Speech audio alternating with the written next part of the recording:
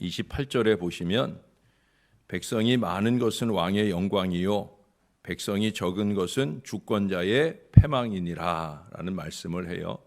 많은 백성이 믿고 따르는 왕, 지도자, 그런 것은 무엇이겠습니까? 그것은 바로 참된 지도자이겠죠. 나라 역시도 마찬가지예요. 많은 백성이 함께하는 아름다운 나라, 아름다운 신앙의 공동체는 참된 나라입니다. 제가 이제 이번 주일 지나고 다음 주일 설교 제목이 참 사람의 나라, 참 사람의 공동체, 공동체에 대한 설교를 5번째 제목으로 잡은 것이 참 사람의 나라다라고 말할 수 있다는 거예요. 여기 34절에 그러잖아요. 공의는 나라를 영화롭게 하고 죄는 백성을 욕되게 한다. 죄를 끌어안고 사는 신앙은 절대 신앙이 아닙니다. 공동체 역시도 마찬가지입니다. 공동체 안에 잔존해 있는 죄악의 요소들을 끊임없이 털어내지 않고는 절대 건강한 나라, 건강한 공동체가 될 수 없다라고 하는 거예요. 그런 점에서 오늘의 말씀은 참으로 예언자의 감화를 받을 만한 귀한 잠언이 아닐 수 없다 생각이 듭니다. 이 말씀은 곧 국가의 기반이 공의에 있다 하는 말씀이기 때문에 그래요. 국가만 아니라 모든 공동체가 그렇습니다. 자, 그러면 의의 기준이 뭡니까? 예? 참의 기준이 뭐냐는 거예요. 바로 이 하나님의 말씀이죠. 이 하나님의 말씀이 참의 기준이고 의의 기준이죠. 그래서 우리는 말씀을 살펴서 그 말씀을 따라 우리의 죄악을 씻어내고 우리가 참을 향해서 끊임없이 나아가고자 하는 거예요. 참, 의, 그것이 나라를 영화롭게, 공동체를 영화롭게 한다는 거죠. 결코 죄는 영화와 관계가 없어요. 죄가 잔존해 있는 한 공동체는 욕되게 될 뿐이지 절대 하나님이 영화롭게 하시지 않는다라고 하는 거예요. 그러니 국민의 번영은 우리 하나님의 율법, 곧 이 하나님의 생명의 말씀을 온전히 순종하고 따라갈 때만 가능할 수 있다는 거예요. 제가 자꾸 말씀드리는 게 덮어놓고 믿지 말고 펼쳐놓고 읽고 이 말씀이 가르쳐 주는 바에 교훈을 새기고 또 새겨서 참을 추구하며 살아갈 수 있어야 된다는 거예요. 한 나라를 지배하는 정의는 곧 그 나라의 뿌리와 줄기가 되는 동시에 그 백성들의 번영과 최고의 영예가 되는 겁니다. 하나님을 믿고 의지하는 경건한 신앙과 그 실천적인 미덕은 이 나라를 번영케 하는 원동력이 될 수 있는 거예요. 정부의 의로운 정치, 또 사람과 사람 간의 공평 무사한 그런 평등이 바로 국민의 사랑의 바탕이 되는 거죠. 우리는 그런 나라를 사랑하고 그런 민족을 사랑하고 우리 또한 그런 부분에 부끄러움이 없는 국민의 한 사람이 되고 싶은 거예요. 정의의 시련은 곧 권자를 만들어주고 국민의 마음을 교양 있게 해주며 하나님의 은총을 받기에 적합한 국가를 만들어주는 거예요. 여러분들의 신앙은 어떻습니까? 하나님이 이 나라를 잘되게 하시고 못되게 하시는 바로 하나님이 하나님의 손에 달려있다고 정말 믿으십니까?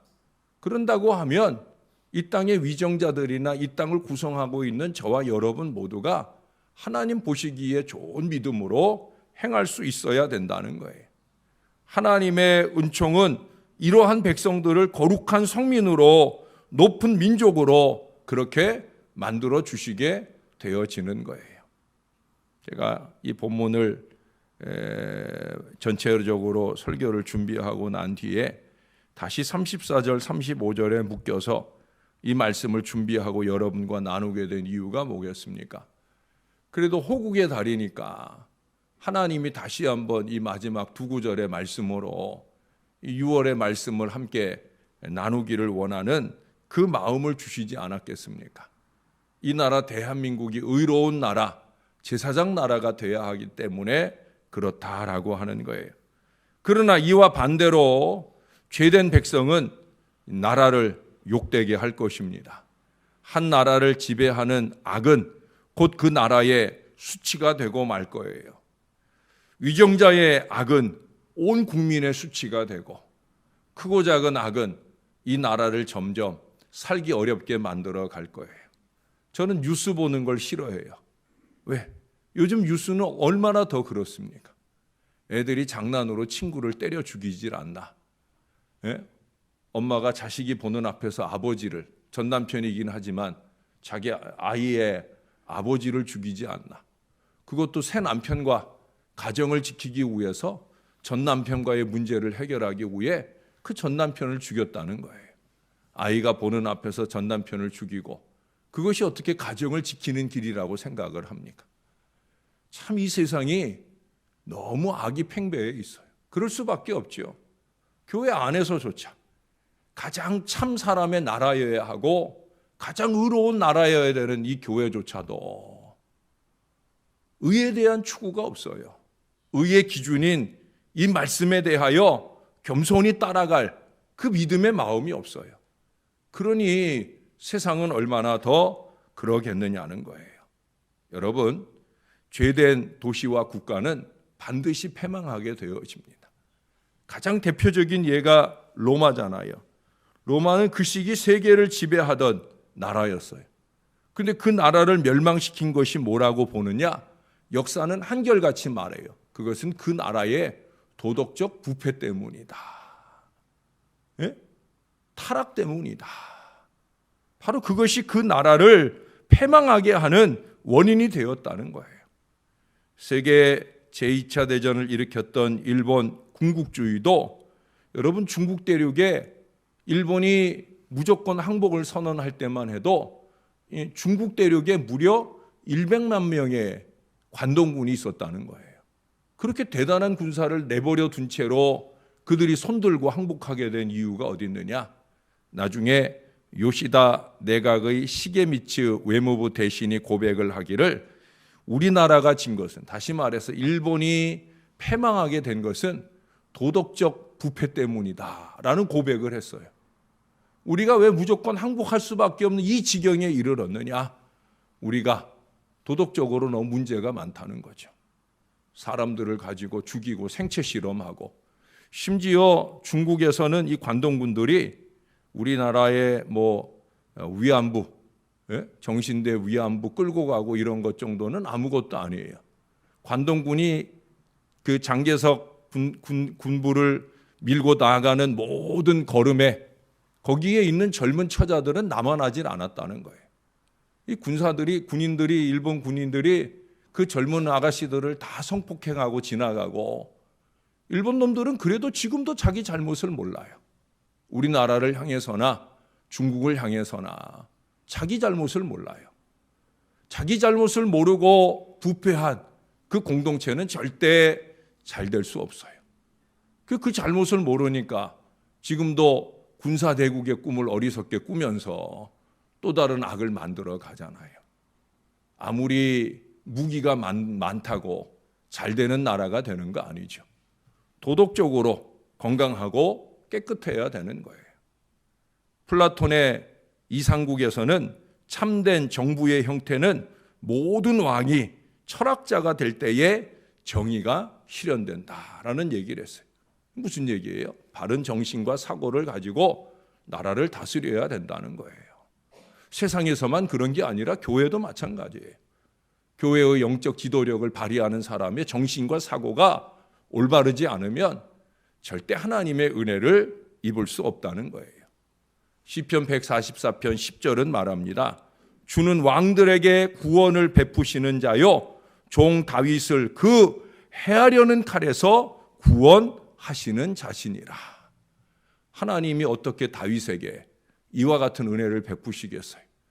다윗을 해하려는 모든 자들을 하나님이 다 물리쳐 주시는 은혜가 어찌 임하겠어요? 그것은 하나님 앞에 다윗이 참, 의, 말씀, 이걸 추구하고 살았기 때문에 그런 거예요.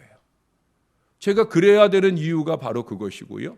여러분들도 마찬가지예요. 크거나 작거나 교회의 지도자라고 하면, 영적 지도자라고 하면 영이 건강하고 삶도 건강하고 그럴 수 있는 믿음의 노력들이 있어야 된다는 거예요. 여러분, 한국교회가 얼마나 눈부신 성장을 했습니까? 지금 잠시 주춤하기는 하지만 한국교회가 무려 100여 년 만에 이 국민의 4분의 1이 예수 믿는 놀라운 역사가 일어났잖아요. 예? 뿐만 아니라 지금 전 세계에 이 나라에서 파송된 선교사가 무려 3만여 명 가까이 돼요. 이 어려운 경제 여건 중에서도요, 해마다 늘어난다는 거예요. 이 어려운 신앙 여건에서도 해마다 젊은이들이, 목회자들이 선교에 헌신하는 역사들이 끊임없이 일어나고 있다는 거예요. 그야말로 우리나라의 엄청난 영적 저력을 보여주는 것이 아닌가 하는 생각을 하게 되어집니다. 그러나 여러분, 이러한 양적 성장을 이룬 우리가 질적 성장이 이루어졌는지 스스로 생각해 볼 때가 되었다는 거예요. 과연 우리 신앙이, 여러분들은 듣기 싫을지 모르지만 우리의 신앙의 연륜만큼 거룩하고 신실함이 있느냐는 거예요. 아니, 그 정도 신앙생활 했으면 정말 거룩함이 철철 묻어나야 되잖아요. 근데 말하는 거나 행동하는 걸 보면 거룩하고는 아무 상관이 없어. 세상 사람들하고 하나 다를 게 없어. 의, 참, 말씀 이런 것들이 삶에 묻어나지 않는단 말이에요. 여러분, 교도소에 가면 예수 믿는 사람이 35%에서 40%예요. 분명히 한국교회 신앙인들은 이 나라 국민의 25%밖에 안 되는데 교도소에 갇혀 있는 사람들 중에 예수 믿는 사람은 35%, 45%. 이건 참 부끄러운 일이 아닐 수 없는 거예요. 왜? 하나님은 분명 우리에게 참을 말하고 의를 말하고 우리가 예수 믿음으로 의롭게 되어야 천국 가는 걸 분명히 말씀하셨는데, 아니 예수 믿고 의롭게 되어야 천국 가는데 어떻게 의롭게 된 사람의 말과 행동이 그 모양이냐? 다른 사람 말할 거 없어요. 여러분, 평신도 교인이라고 목사들 말할 거 없어요. 내가 바로 사느냐 아니냐가 중요한 거죠. 김명준 목사가 누가 어떻고 저떻고 이게 중요한 게 아니라 내가 하나님 보시기에 참, 의 그렇게 사느냐 하는 거죠. 여러분들도 마찬가지예요. 누가 어떻다 저떻다 말할 거 없어요. 나는 하나님의 말씀이 말씀하는 바대로의 의를 제대로 추구하며 살고 있느냐는 거예요. 세상 사람들보다 못한 추악함이 우리의 입에서 끊임없는데, 우리의 삶에서 행동에서 끊임없는데 어떻게 우리는 예수 믿음으로 의롭게 되고 영원한 천국에 갈 수 있다는 그 어리석음으로 살 수 있습니까? 한국교회가 세상이 걱정하는 교회가 된 이유를 내가 이미 보여주고 있는데, 여러분, 신앙적인 의는 다른 거 아니에요. 성령 충만이에요. 거룩함이, 신령함이 우리 속에 넘쳐날 때 그것이 우리에게 하나님 보실 때 의가 되는 것이고, 그것이 세상을 아름답게 만들어가는 놀라운 역사가 일어나게 되어지는 거예요. 오래전에 이 두 분이 생전에 계실 때 우리 한국교회의 최고 어르신 한경진 목사님과 천주교회의 최고 어르신이었던 김수환 추기경이 두 분이 마주 앉을 때가 있었어요. 그때 이 두 분이 했던 얘기가 이거예요. 개인적으로든지 집단적으로든지 통회로부터 시작할 수밖에 없다. 회개하지 않는 교회는, 회개하지 않는 민족은 망한다는 거예요.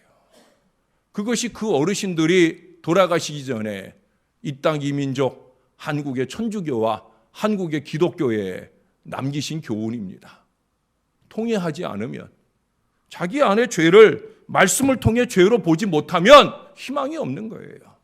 개인도 희망이 없고 그 공동체를 축복해 주시는 하나님의 은혜를 바랄 수가 없다라고 하는 거예요. 일제의 탄압 속에 하나님의 진리와 정의를 외치면서 조국을 위하여 자기의 생명을 초계와 같이 버린 천주교 신자 안중근 의사 앞에는 일본의 법관과 고관들이 머리를 숙였다는 거예요. 안중근 의사가 어디서 재판을 받았어요? 일본에 끌려가서 받았어요. 일본에 끌려가서 일본 교도소에서 형무소에서 지냈지만 안중근 의사에 대해서 다 예를 갖췄다는 거예요. 응? 그에게 예를 갖춘 가장 중요한 이유는 뭐냐?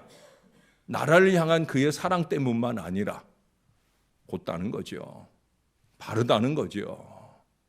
바로 그게 머리를 숙이게 하는 거예요.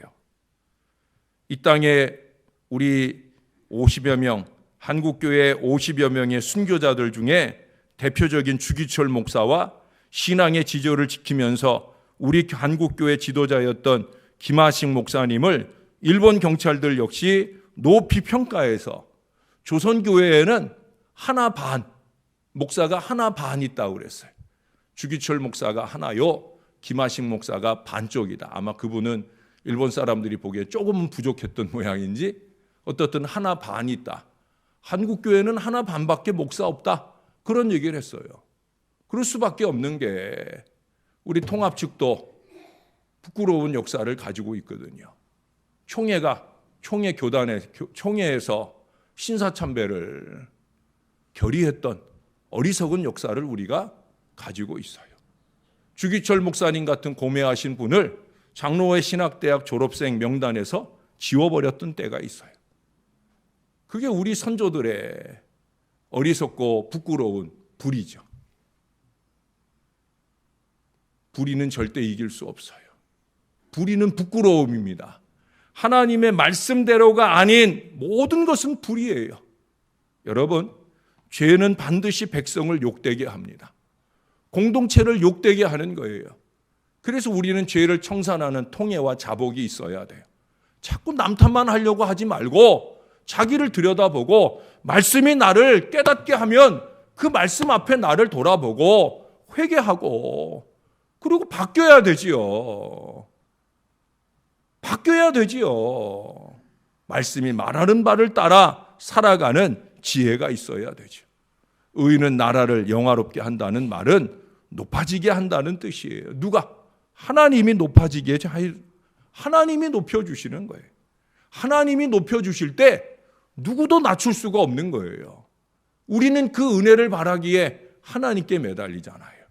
어제 저녁에도 우리가 좋은 소식을 또 접하게 되었어요. 우리 김금옥 권사님 아드님 우리 이종희 성도님이 어제 중환자실에서 일반 병실로 옮겼어요. 할렐루야. 하나님이 일으키실 줄로 믿습니다. 저는 그냥 일으키시는 것 원하지 않아요. 건강하게 예수 잘 믿는 아들로 하나님이 일으켜 세워주실 줄로 믿습니다. 하나님이 일으켜 세우시자 하면 일어나는 거예요. 사경을 헤매는 자리에서 수술 이후에도 상당한 시간 이 중환자실에서 고생하던 아들을 이제 일반 병실로 옮겨주셨어요. 이제 아마 호흡기조차도 하나하나 모양이 바뀔 거고요. 이제 그 몸이 여러 가지 회복되는 은혜의 시간들을 지날 수 있도록 하나님이 역사를 주실 줄로 믿습니다. 저는 그 아들을 일으켜 세우신다면 이유는 딱 하나라고 생각이 돼요. 그건 우리 어머니의 이 신실한 믿음 때문이라고 봅니다. 한결같은 의, 그것이 우리 어머니에게 있고 어머니의 간절한 기도가 있어 하나님께서 일으켜 세우시는 역사가 반드시 일어날 거예요.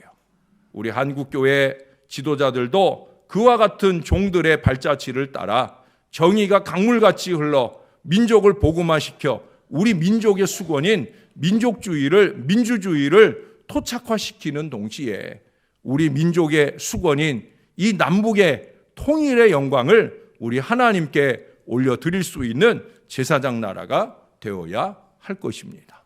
부족한 종이 늘 기도하는 대로 이 제사장 나라 하는데 제사장 나라의 사명이 뭐예요? 선교 한국이에요. 제사장 나라, 제사장이 뭐 하는 거예요? 예수 믿게 하는 거죠. 구원 얻게 하는 거예요. 제사장 나라인 대한민국을 하나님이 택하실 때는 선교 한국의 위대한 역사를 위해 택하신 거예요. 저나 여러분은 이 영을 깨워서 주님의 귀한 일들을 받들어 나가는 명실공히 하나님께서 보시기에 좋은 이 교회 신월제일교회가 되어야 할 줄로 믿습니다. 35절을 보세요. 슬기롭게 행하는 신하는 왕에게 은총을 입는다. 만왕의 왕이 누구셔요? 우리 하나님이셔요. 하나님께서 보실 때 슬기롭다 여겨지는 사람에게 하나님께서 은총을 주신다라고 말씀하셔요. 슬기로운 게 뭐라고 그랬어요? 슬기로운 게 지혜로운 것이다. 지혜가 뭐라고 그랬어요? 하나님을 경외하는 게 지혜다. 여러분, 그 앞에 27절을 보세요. 27절. 여호와를 경외하는 것이 생명의 샘이다. 근데 여러분, 생명의 샘이라는 말이 한 번 더 나왔었어요. 13장 14절을 보세요. 여러분, 성경을 보면서 이런 걸 찾으면 재미나요. 예? 14장 27절을 생명의 샘이 딱 보였을 때 여러분이 그 전전날에 보았던 14장 전전날인가요? 13장 14절에도 보면 지혜 있는 자의 교훈은 생명의 샘이다.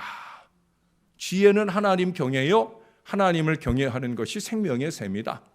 부족한 종이 지혜 있게 여러분들을 목양하는 최선은 뭐냐? 여러분들에게 생명의 샘을 안겨주는 거예요. 목사가 생명의 샘을 안겨주는 가장 중요한 진리는 뭐예요? 하나님을 두려워합시다. 하나님 다 보고 계셔요. 하나님 다 듣고 계셔요. 그러니 그 하나님 두려워하고 그 하나님이 주신 말씀 1.1획도 땅에 떨어뜨리지 말고 할 수 있는 대로 내 삼부림 영부림으로 말씀을 의되게 하고 말씀을 참되게 하는 이 삶을 살아가자고 말할 수 있는 목사가 돼야 지혜로운 자요. 그 말씀대로 살아주시는 여러분들이 될 때에야 하나님을 경외하는 것이요 생명의 은총을 입고 사는 저와 여러분들이 되어질 줄로 믿습니다. 사랑하는 여러분, 생명의 샘을 꼭 마시고 사는 은총의 백성, 의로운 주의 자녀들 다 되시기를 우리의 구주 되시는 예수님의 이름으로 간절히 축원합니다. 기도하겠습니다. 하나님 아버지, 우리에게는 두 가지 나라가 있다. 늘 기도하고 말씀합니다. 우리의 영의 나라, 하나님의 나라, 바로 이 신월제일교회가 있사옵고 우리 육신의 나라, 대한민국이 있습니다. 두 나라 모두가 잘 돼야 되겠나이다. 이 땅에서만 아니라 영원한 천국에 이를 때까지 이 나라 백성으로서 부끄러움 없게 하여 주옵소서. 나라의 백성으로 잘 사는 비결은 나라를 비판하는 게 아닙니다. 이 나라 대한민국을 향해서나 또 신월제일교회를 향해서나 어리석은 말을 쏟아놓는 것이 이 나라를 사랑하는 게 아닙니다. 하나님 보시기에 참의, 공의가 무엇이겠나이까? 그 하나님 보시기에 나 자신이 먼저 말씀에 의지하여 통해할 줄을 알고 내 삶을 끊임없이 변화의 역사로 이루어가며 믿음으로 의롭게 된 자의 삶을 살아 영원한 천국의 백성이 되는 아름다움을 갖추어가는 것임을 잊지 말게 도와 주옵소서. 그래서 덮어놓고 믿으면 안 된다. 펼쳐놓고 믿어야 하며 날마다 때마다 이 말씀이 가르쳐주는 진리를 따라 깨닫고 회개하고 자복하고 변화의 역사를 이루어 가야 한다.